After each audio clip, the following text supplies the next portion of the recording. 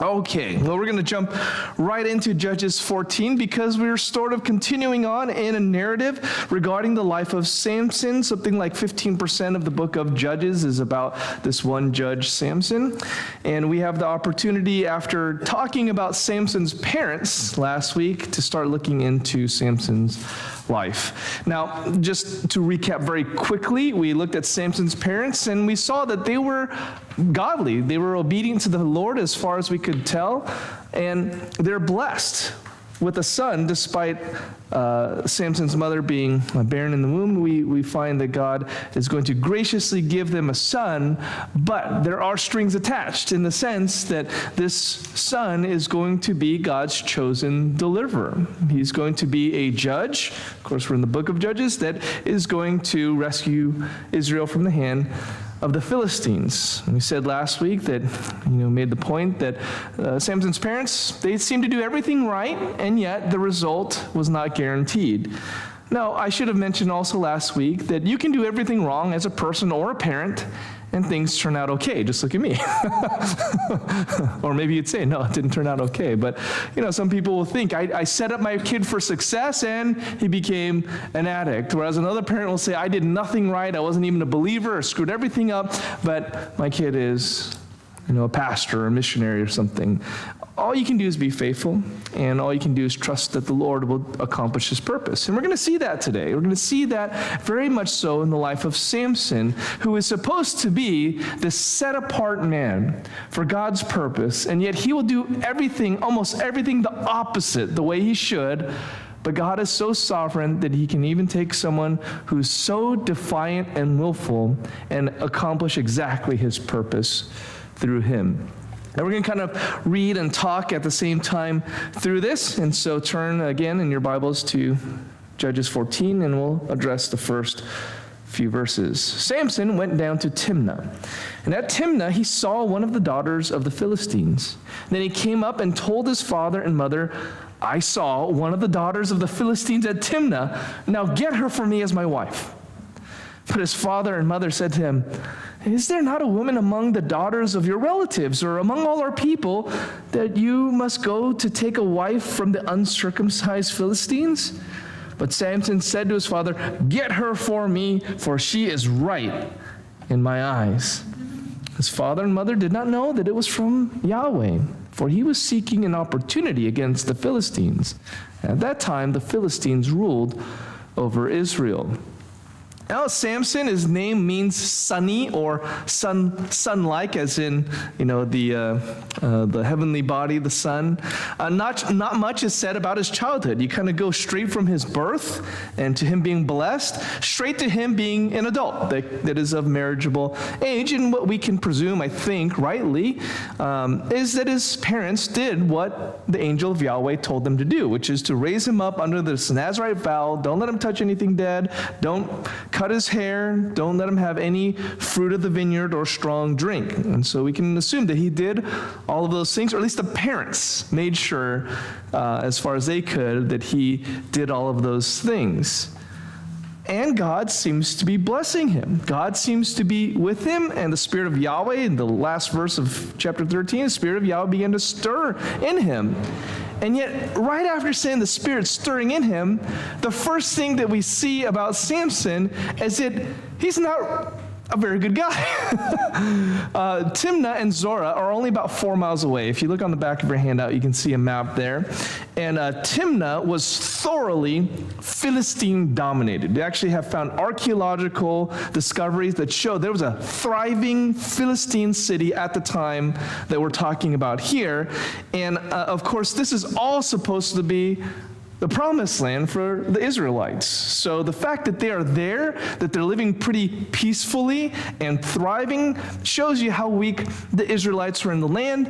But the fact that they were, 4 miles away and there was not active hostilities, the Philistines didn't even see Israel as much of a threat at all. And so they're side by side there. You could come and go even as you please, because Samson has no problem. He's going to go back and forth to Timnah as we go through this. Now, Samson falls in love at first sight. Or maybe more accurately, It was lust at first sight because almost assuredly this was hormones. This was impulsiveness. It'll become more clear later. He is a rash young man who's almost completely driven by his feelings in the moment. This woman is unnamed and insignificant despite being Samson's, first wife. All that matters to Samson is that she looks right or good in his eyes. One commentator, Ray Pritchard, who has a great little series on this, he says, Samson was looking in the wrong place for the wrong thing for the wrong reason, and he found it. And there's something about that, right? When you go looking for the wrong thing, the wrong place, the wrong place, and the wrong reason, so often you find it because, you want to sin, you're going to sin, right? That's kind of a funny way of saying that. It's funny how that works. You probably know the experience. But we understand this is a betrayal of who he's supposed to be, of that vow that was put upon him from his birth. He was set apart from the womb to be a liberator, but he was acting more like a collaborator. And instead of engaging in war with the Philistines, he was getting engaged to them, right? This is backward. This is opposite. Now, he is asking for his parents to get her, and that's because there was a culture of arranged marriages. He probably wouldn't have bothered with trying to get his parents to involved in it, except in that culture, that's the way you would get married. He couldn't just go to the woman's father and arrange it himself. It had to go through the parents as a typical thing of the time. The parents would negotiate, set it up. But you'll see here, Samson is not requesting that they do this, but ordering them, demanding them 2 times, get this woman for me. There's nothing there of any humility or submission, and we see the rashness of Samson then in 2 ways here. The first is that he wants to marry a Philistine, whereas intermarriage was forbidden. It's not necessarily because of racism, but because of idolatry.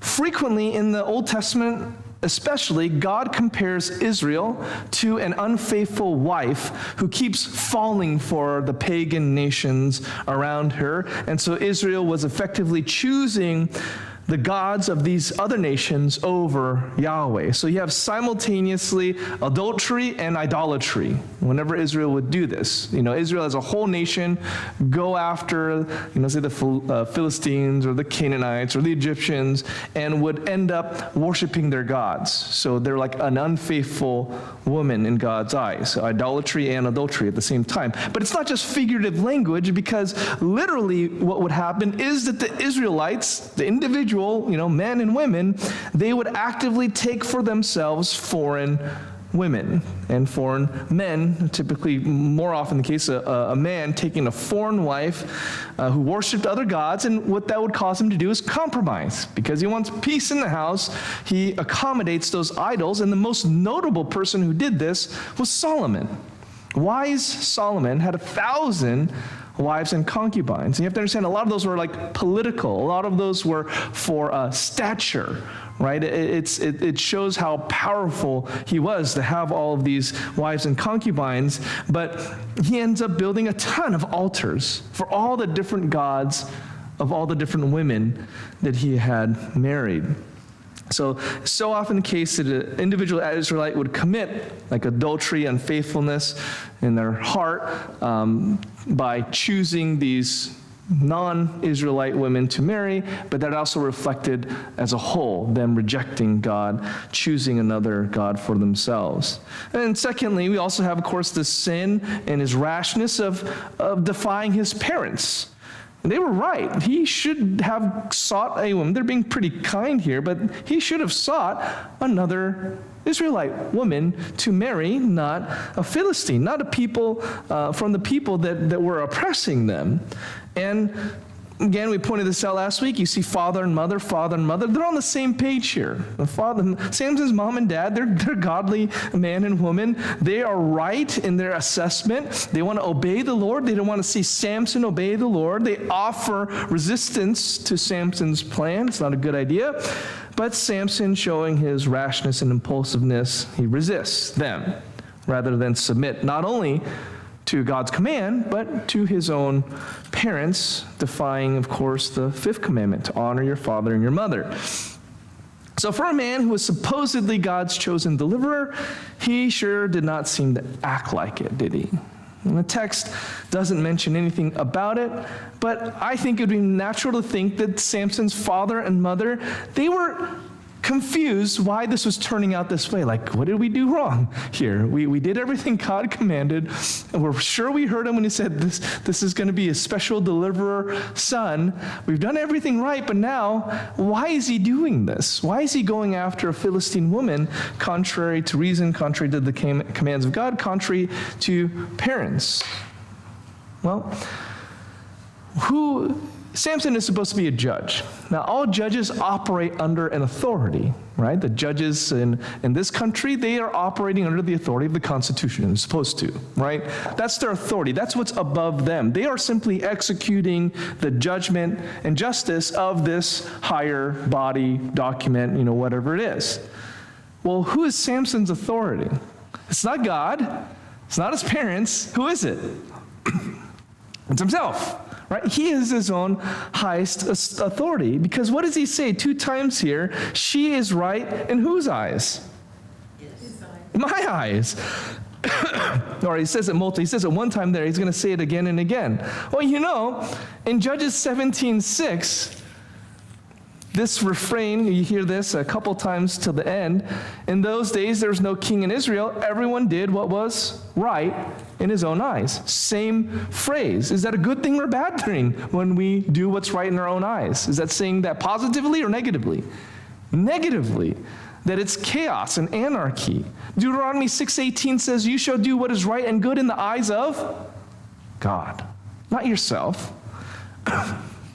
This just reminds us very briefly, something can seem right, feel right, just absolutely, make sense to you in your eyes and be absolutely wrong. One commentator by the name of Guzik says, bound by romantic feelings, there are many people who still demand from God a mate out of God's will.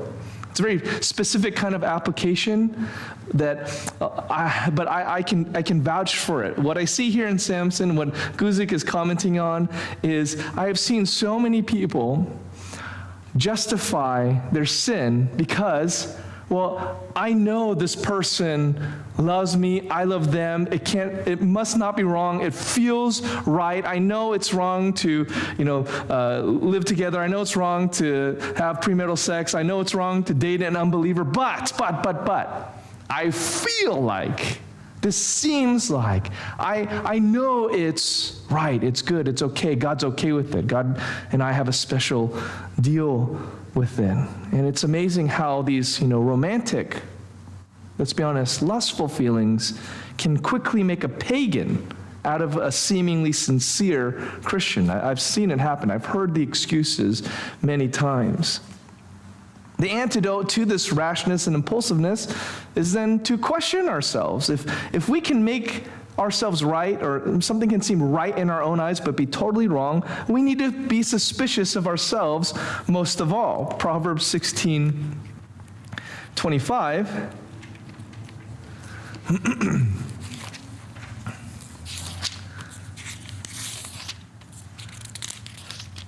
says, there is a way that seems right to a man, but its end is the way to death. Imagine, a way can seem right to you, really make a lot of sense. Let's do this. Let's make these decisions. And the outcome of it is death, destruction. I mean, that's a tragic thought. That's a scary thought. So if that's true, we should always be suspicious. Hey, if you want to be suspicious of people, if you want to be a conspiracy theorist about what's going on in the world, fine and good. Just do me a favor. Be that way about yourself and your own heart too, right? There are a lot of conspiracies out there. There is a lot of deception and things to be awfully suspicious about what's going on in the world. But the one you need to be most careful of is the one that's going on here in your heart. Now, characteristic of a young man, Samson, of course, doesn't see it. he's going to not see it many times. So here's this rash young man, but what we need to know tonight is that God is sovereign even over our rashness. That's what we're going to see next. It's almost confusing, of course, in verse 4, it says that Samson's poor life choices are still somehow a part of God's plan to bring judgment against the Philistines.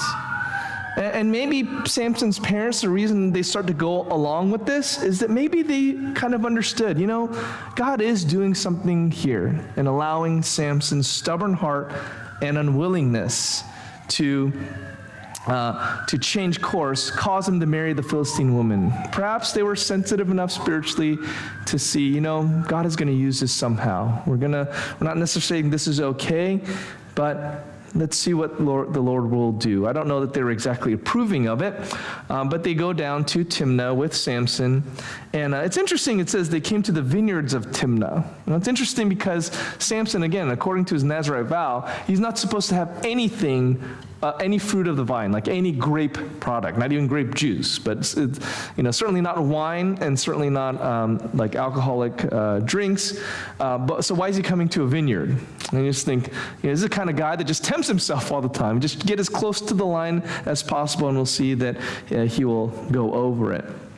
So, on the way, what happens? Then Samson went down with his father and mother to Timnah, and they came to the vineyards of Timnah, and behold, a young lion came towards him roaring.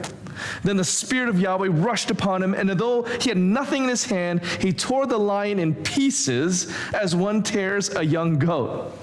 But he did not tell his father or his mother what he had done. Then he went down and talked with the woman, and she was right in Samson's eyes. This is the second time it says that. Now, Samson comes upon this young roaring lion, and he's by himself because he didn't tell his mother and father. That implies they were not there to see it. So it's just Samson, 1v1 against this young roaring lion. And the imagery of a roaring lion comes up a lot in the Bible. And it's easy to forget that lions used to be very common in that area. And this is a dangerous situation. Roaring lions in the Bible, they're always associated, or pretty much always associated with a dangerous creature about to take their prey. So that's what's happening here. In the New Testament, of course, Satan is portrayed as a roaring lion, roaming the earth, seeking whom he might devour. That's always the picture. So this lion is in its prime, it's young, and is facing Samson. The Spirit of Yahweh rushes upon him, and it gives him the power to tear this lion apart like a young goat. Now, that seems hard too. I've never torn apart a young goat or a lamb. I assume that would be hard, but I guess that's easy. Or maybe it's just sort of difficult, but doable by a strapping young lad. And so he tears apart this lion. It's very iconic imagery. They make a lot of paintings of this, and so you can imagine just the image of a famous one is Samson holding open the jaws of this lion about to tear its jaws apart. This is something that happened with other judges. The Holy Spirit would come upon them, Othniel and Gideon and Jephthah, but none, it seems, so raw in its power, where it gave them some just raw physical strength to accomplish this feat, almost like something you'd see in Vegas, right? The Spirit gives him strength to tear apart the lion, but the Spirit doesn't here overrule Samson's will. And we don't see that too much in the Old Testament. The idea that the Spirit can work in us, but not go against our will. We'll talk about that more in just a second. Now, I just want to say very quickly, in the New Testament, we do believe that we have a cooperation with the Holy Spirit in our growth, in our sanctification. So Romans 8 talks all about that, but Romans 8:13 in particular, Paul says that if you live according to the flesh, you will die, but if by the Spirit you put to death the deeds of the body, you will live. In other words, you need to cooperate in the killing of sin in your life. So maybe it is a consistent principle that the Spirit and you must work together in order to do what God would have you do and be. But here, I think we get then the insight that Samson was willing to use the Spirit's power to overcome the lion, but not willing by the Spirit's power to overcome his sin, right? Certainly, if he had the strength by the Holy Spirit's power to tear a lion to pieces, he could have also looked at the lust in his heart and said, you know what, by the Spirit's power, I'm going to tear that up too. I just tore apart this lion. That's a tremendous power. Maybe I should turn it on my own heart. But he didn't want to. And so he goes to the woman in Timnah without his father and mother. And again, she is still right in his eyes. Meaning, even with the Spirit having come upon him, he could still see wrongly, think wrongly about his situation. It didn't override his will.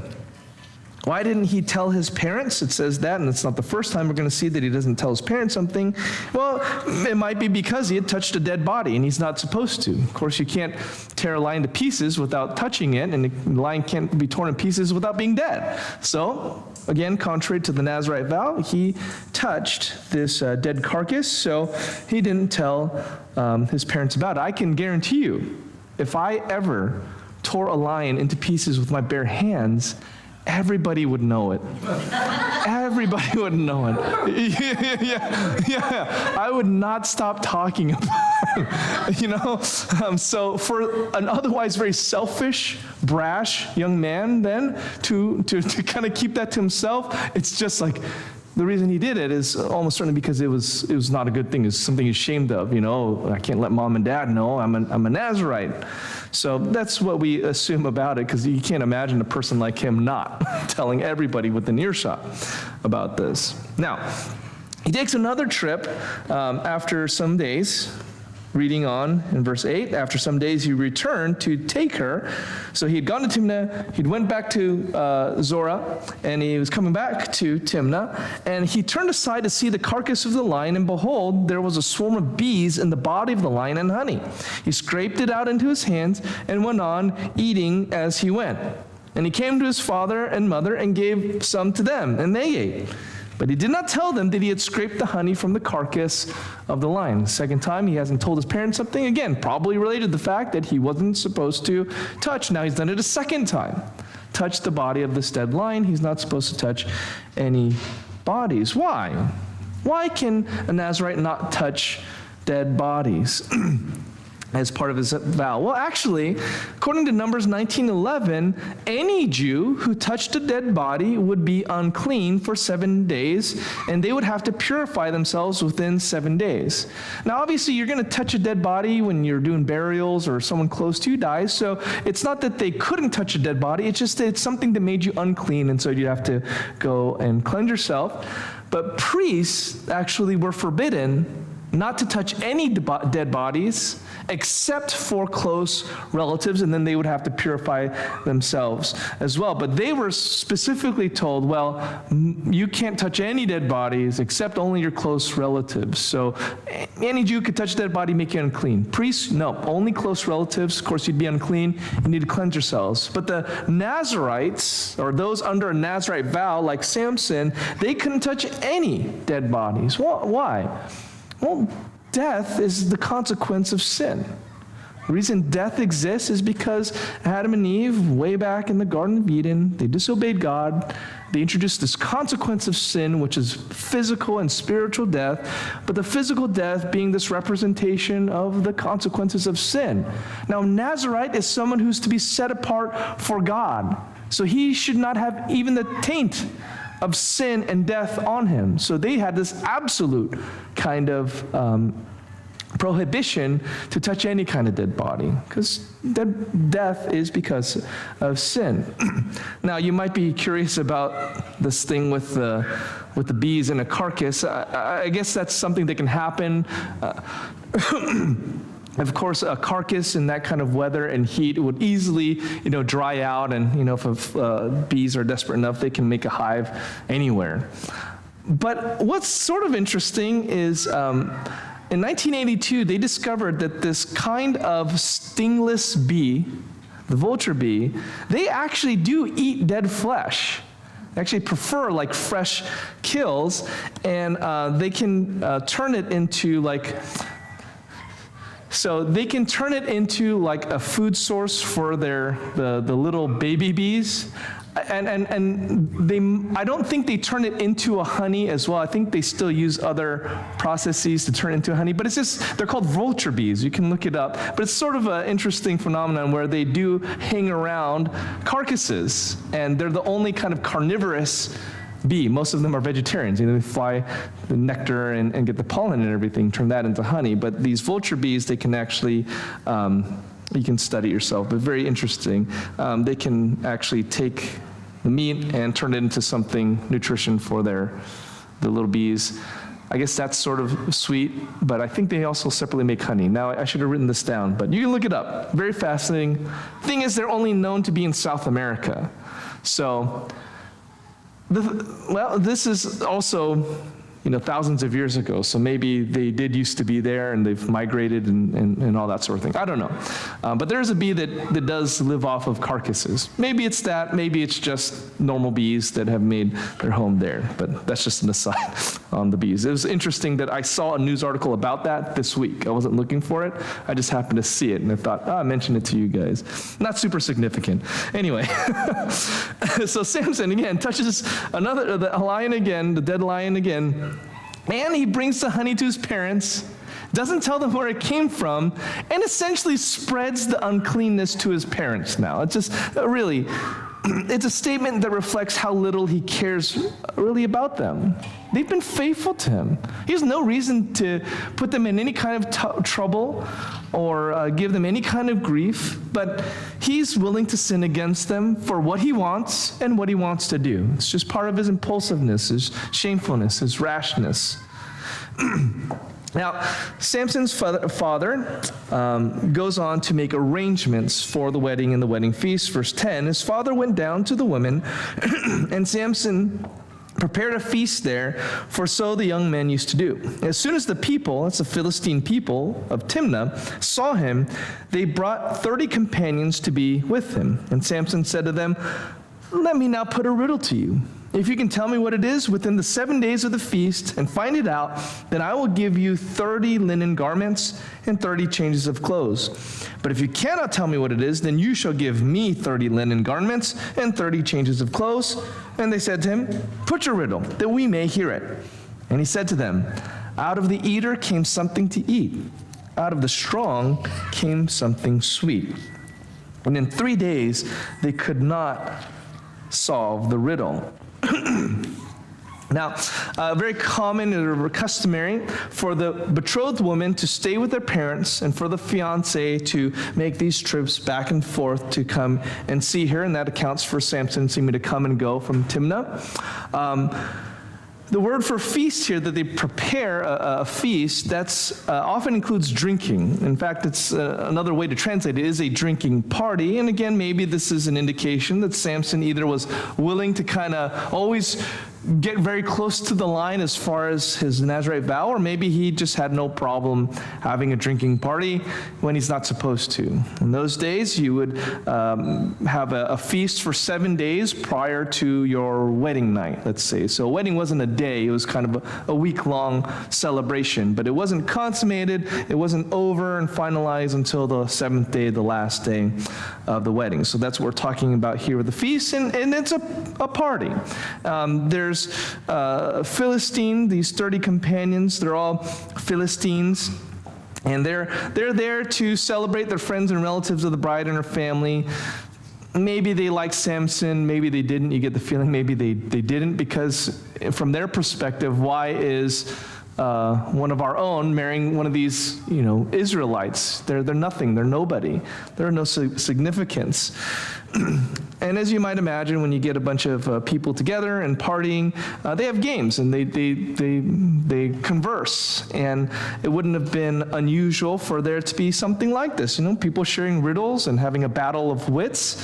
And so Samson, thinking himself clever and remembering this lion and the deal with the honey, he comes up with this riddle, and the wager is for 30 linen garments and 30 changes of clothes. Now, to me, that's like, we need more closet space. I'd love to just give it away, but we're talking about 30 linens is nice garments. These are rich garments, luxury garments, not just rags or stuff you're trying to donate to Goodwill or anything. These are nice clothes, nice garments that are being wagered here. So it's not small potatoes. It really would have meant something for them, and they've had a lot of, well, I guess, I don't think this way, but I guess in the higher echelons of society, people make a big stink about what's the label on your clothes. So I guess people have always been like this, but for them, nice garments were hard to come by, so this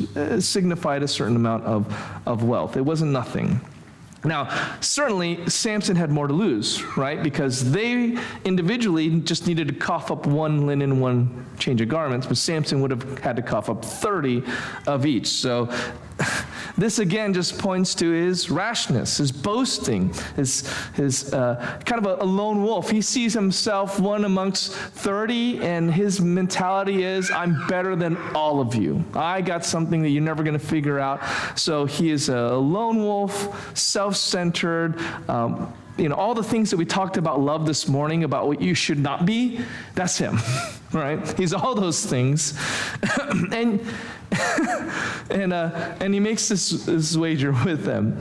So 3 days go by. It's a 7-day feast. 3 days go by, and they could not solve the riddle. On the 4th day, they said, this group of 30, the party goers, the feast goers, they said to Samson's wife, entice your husband to tell us what the riddle is, lest we burn you and your father's house with you. Have you invited us here to impoverish us? So it starts out kind of okay. Like, I can imagine if I had a really good riddle, and I told got some guys together, I tell it to them, and they could not figure it out. I can imagine them going, Catherine, please, figure it out. I mean, you know how to get information out of Uri. So just go, oh yeah, that's fine, no problem. But if they added, and if you don't, I'm going to burn your house down. Going to burn it down, your father's house, we're going to burn it down. So get this done. It gets a little more sinister. And that tells you the Philistine, you get a little peek into how Philistines did things. Is a veiled threat here. But somehow they also had the idea that Samson had a weakness for women, that they think that she can entice him to do this, that enticement would work, versus they could have just said, if you don't tell us the answer, we're going to burn your house down. We've just gone straight to that, right? But they think that the way to Samson's heart is through the woman and through somehow appealing to him, enticing him.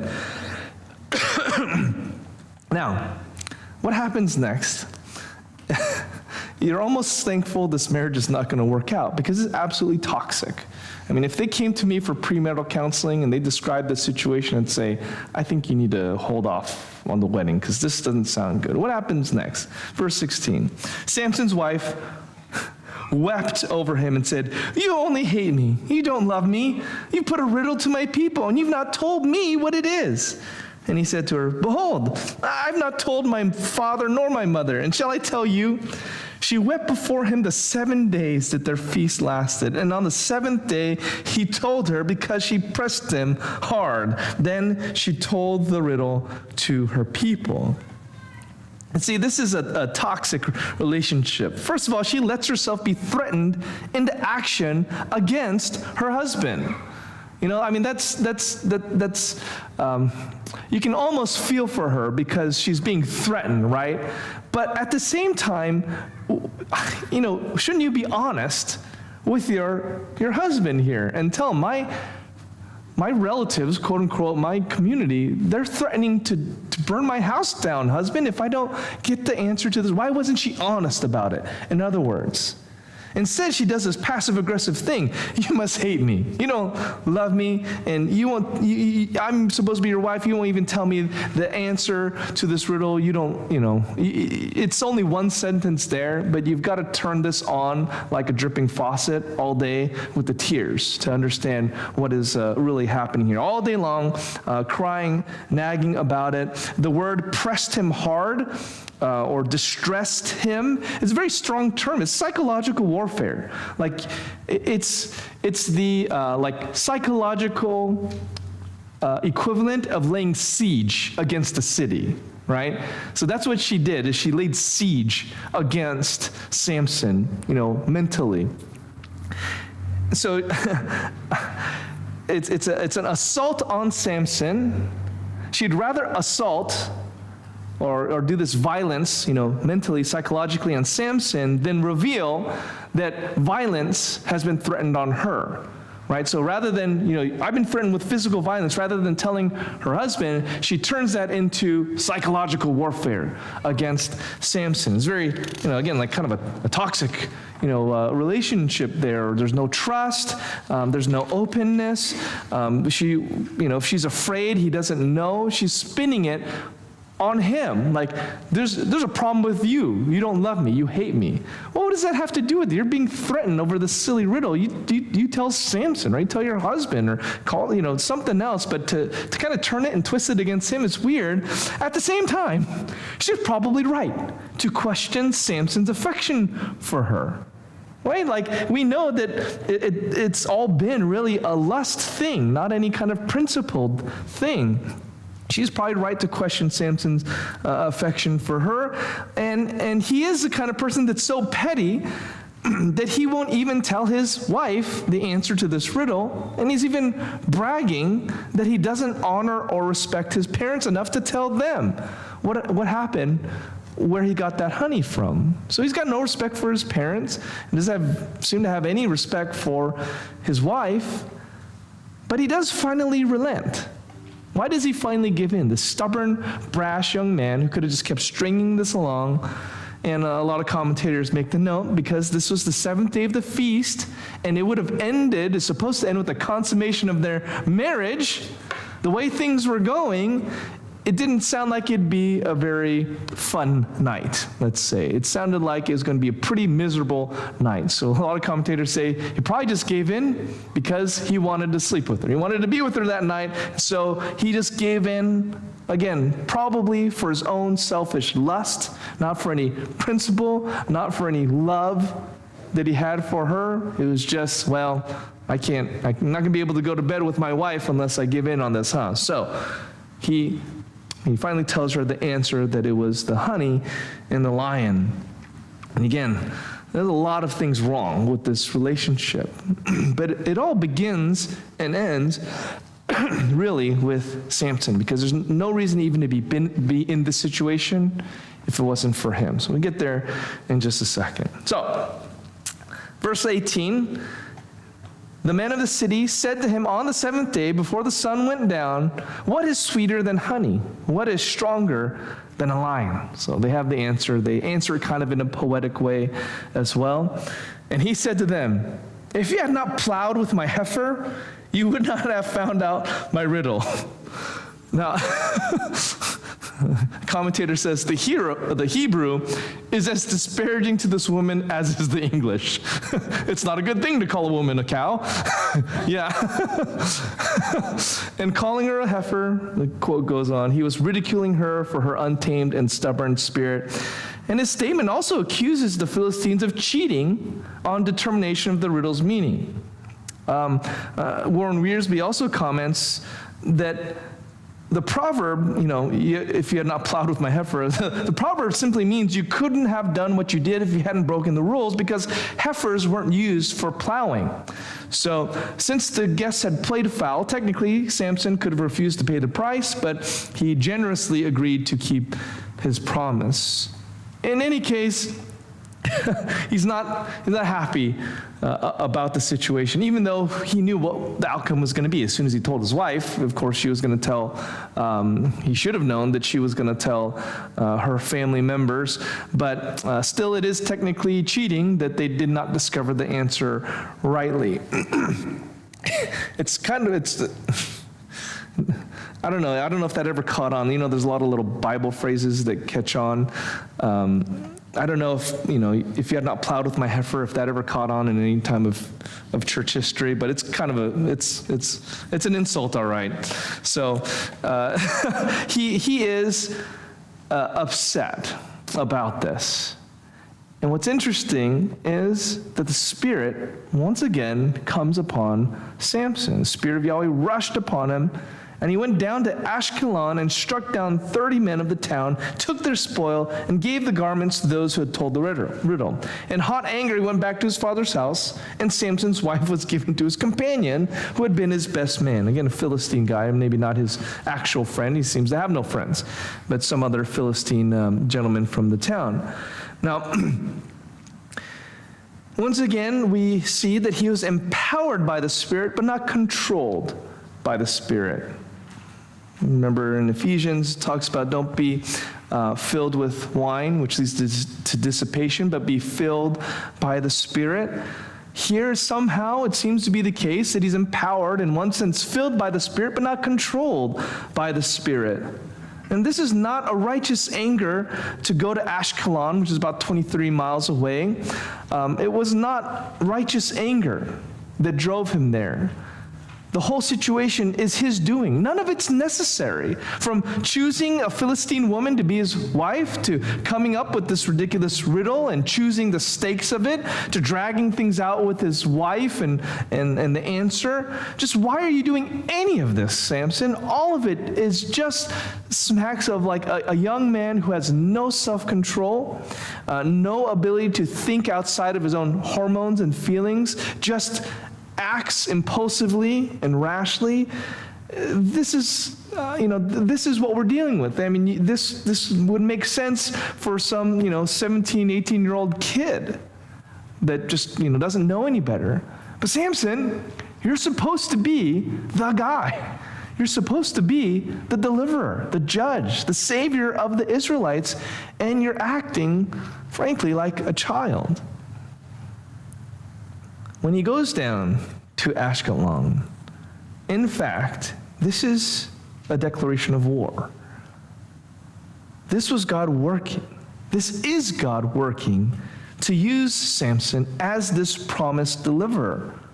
Because he's using this very ill-fated wedding as a wedge that's being inserted into this conflict with Philistine that God is going to use to open up and finally judge and deliver, just as he's been doing all throughout Judges.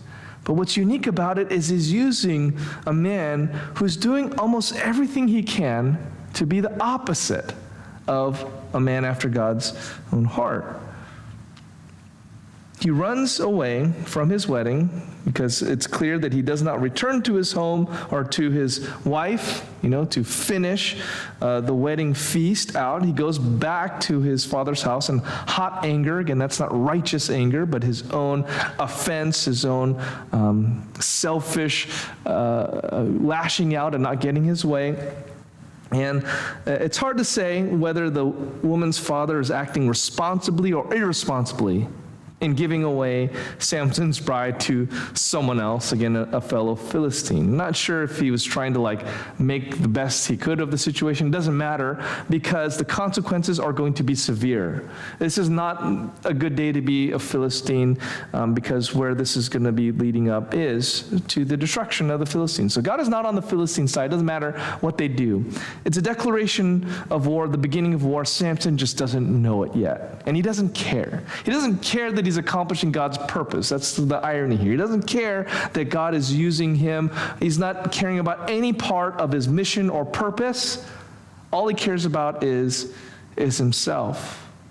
He's unwilling to confront the Philistines. In fact, he was trying to marry one, so God, in his sovereign power and plan, uses his complete disobedience to his God-given mission to accomplish his God-given mission, right? So he is using Samson, actively trying not to do God's will, to do his will.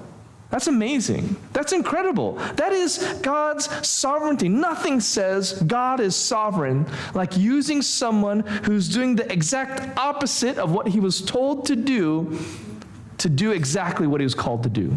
Who can do that? Only God. Only God can do that. And this brings up maybe the major theme of the message tonight, really, and just in coming to applications and thoughts and closing here.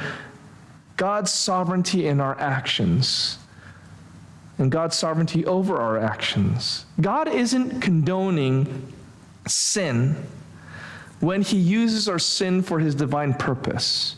God isn't sinning when he gives Samson his spirit to empower him, and he uses it to do something not good. Or he does something great, but then immediately after does something wrong. We've seen that even with other judges. It doesn't make God wrong for giving Samson the spirit in this moment to do something that's basically just murder, right? These guys have nothing to do with this wedding or anything that happened with the riddle. They got no idea. These guys in Ashkelon were just having a normal Tuesday night, and suddenly Samson comes and just slaughters them and takes their stuff. It's wicked from the point of view of Samson to have done that. But God, in his divine purpose, was using this to begin his judgment against the Philistines. God is right to call anyone to judgment at any time. So even though Samson was sinning when he did it, God was still just to say those 30 people, that was their time. That was, God determines all the end of our days. God had determined this was it for those 30 people. They were going to face judgment. That's completely God's prerogative. It's not sinful or wrong, even if Samson, doing it from a sinful motive, he did it. God isn't condoning sin when he uses us in our sin for his purpose. In fact, it would undermine God's claim to be absolutely sovereign if our sins could change his plans or force him to do something he didn't want to do, right? It would mean that God is subject to sin rather than the other way around. If my sin could mess up his plans, and who's in charge here? The sins, me. We'll talk about this more in just a second. Well, we should be thankful that God is sovereign, that he uses sinful people for his divine purpose, to do good for his people, and to glorify himself.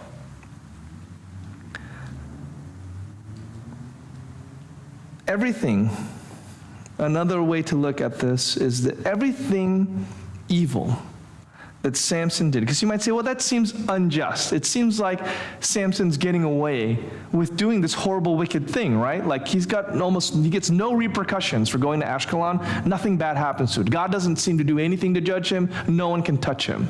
He seems to get away with it. And that's the criticism that we can sometimes say towards God. If he's sovereign over sin, well, it doesn't seem fair, because some people then, they don't seem to ever get a consequence for their sin. But we have to understand, no. Everything evil that Samson did was going to come back to him. There is an accounting for it, you could say. And in Samson's life, it's going to come back to him in the form of Delilah, and him being tricked by her instead of being the one that's tricking.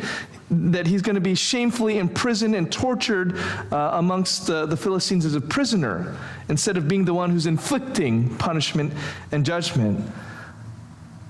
God is going to use his rashness to bring judgment against the Philistines, but it doesn't mean that there was not going to be an accounting for the wrong things and a judgment for the things that Samson had done. You could say that there's a ledger. There's a ledger in heaven, and no sin of Samson was going to go unaccounted for. There is, for every sin, a reckoning of it. Nothing escapes God's absolute justice. Every single sin anyone has ever done has to be accounted for in God's ledger.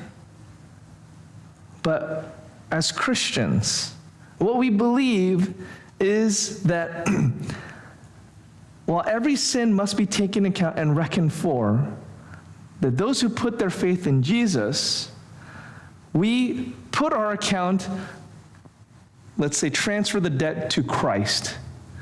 And Christ pays for, reckons with all of those sins by dying on the cross.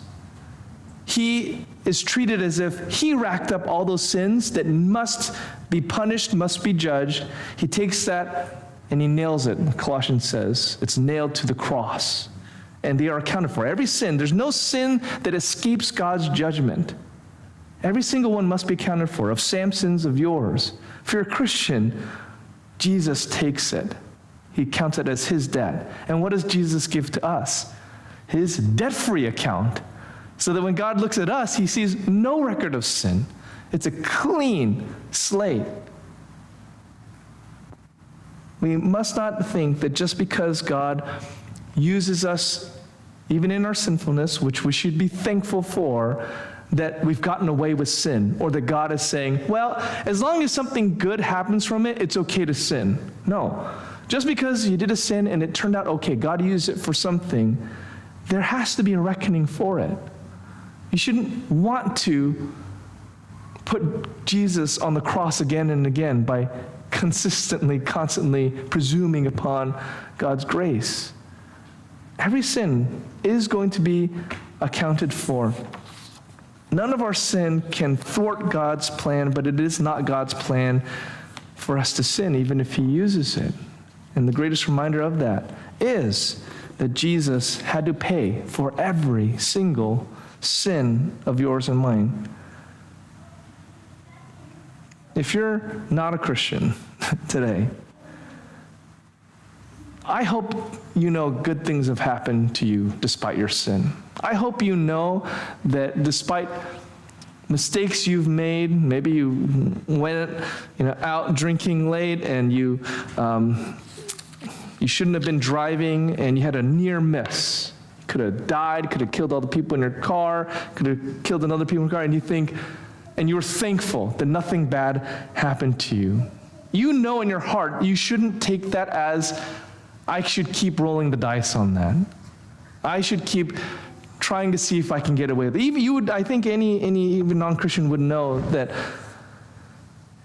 at any moment your sin could lead to your death. You shouldn't keep presuming upon it. That God is not giving you a pass. Every time you get away with a sin, that God must be saying, okay, it's okay to sin. I think you know that that is the wrong way to look at it, because the truth of it is God is being very patient to endure your sin, to help you to realize that you're getting away with it now, but all sin must one day be accounted for.